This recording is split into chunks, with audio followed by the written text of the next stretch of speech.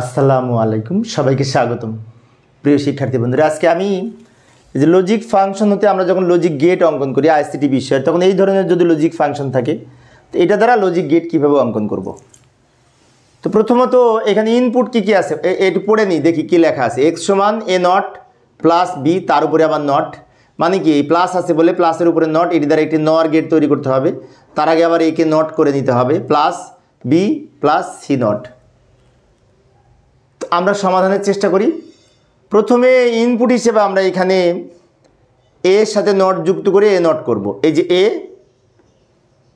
এইটা হচ্ছে এ, এর সাথে এখানে নট যুক্ত করলাম, যুক্ত করে যে লাইনটা পেলাম এটা কিন্তু এ নট। উপরে এ ছিল,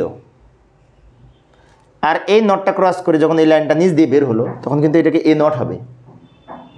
এই এ নটের সাথে আমাদের বি যোগ হবে, তার উপরে আবার নট পড়বে। তো এখানে এ বি সি তিনটে ইনপুট, তো আমরা আগে অঙ্কন করে নিই সব। বি একটা লাইন টানলাম, সি নট, তো সি এর উপরে যেহেতু নট আছে এইভাবে আমরা যেমন এর সাথে নট যুক্ত করে এ নট বের করেছি, এখানে সি এর সাথেও এ নট যুক্ত করে সি নট বের করে নিলাম। তাহলে এখন আমরা বলতে পারি এইটা হচ্ছে এ নট, এইটা হচ্ছে বি, এইটা হচ্ছে সি নট। আমাদের এই লাইনগুলো রেডি করে এখন এদিক থেকে অঙ্কন করতে করতে যাব। প্রথমটাই কি বলেছে, ব্র্যাকেটের কাজটুকু আগে করব, এই ব্র্যাকেটের মধ্যেকার কাজ আগে করব। এই এ নট অলরেডি করেছি, তাহলে এ নটের সাথে বি যোগ হবে, যোগ হয়ে তার উপরে নট হবে। এ নট মানে কি এই লাইনটা, আর বি হচ্ছে এই লাইনটা, দুইটা মিলে কি হয়েছে প্লাস হয়েছে, প্লাসের জন্য অর গেট, অরের উপরে নট যুক্ত হয়েছে, নট যুক্ত হয়েছে, অরের সাথে নট যুক্ত হয়েছে।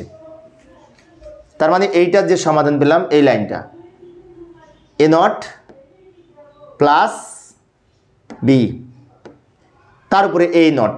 তাহলে আমরা এই লাইনটা লিখতে পারি, এইটা লিখতে পারি কিন্তু এ নট, এই যে এটা হচ্ছে এ নট প্লাস এই প্লাসের প্রতীক বি, এটা বি, আর এই প্রতীকের জন্য এই নট। তার মানে নর গেট হলো, অরের সাথে নট মানে এখানে একটি নর গেট তৈরি হয়েছে।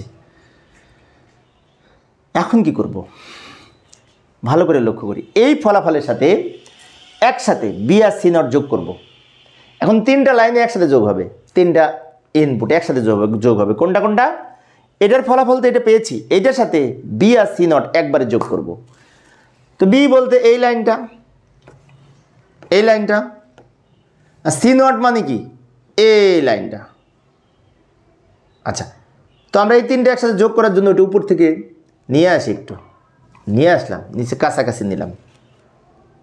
এবার আমরা এই তিনটা একসাথে যোগ করার জন্য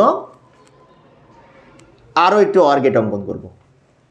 কেন অর গেট অঙ্কন করলাম, যে প্লাস আছে সেই জন্য। 1 2 3টা যোগ করব। তাই 1 2 3, এইটার মান এটা, বি এর মানে এটা, অ্যান্ড সি নটের মানে এটা, তিনটা মিলে যোগ হয়েছে, যোগের জন্য অর গেট।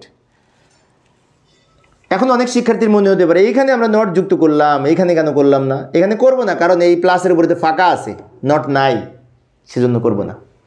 এখন এই মাথা থেকে ওই মাথা টোটাল যদি একটা নট থাকতো তাহলে আমরা এখানে নট যুক্ত করতাম। ফাইনালি যে এটা বের হয়েছে, এটা হচ্ছে এক্সের মান,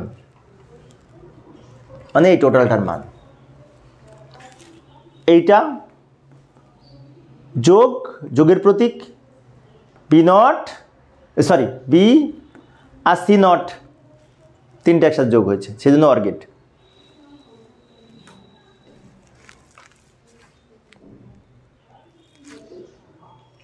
তো প্রিয় শিক্ষার্থী বন্ধুরা, এই ছিল আমার আজকের আলোচনার বিষয়। আমি অল্প অল্প করে আলোচনা করি শিক্ষার্থীদের অনুরোধে, যাতে শিক্ষার্থীরা বোরিং ফিল না করে। পরের ক্লাসটি দেখার আমন্ত্রণ রইল। খোদা হাফেজ।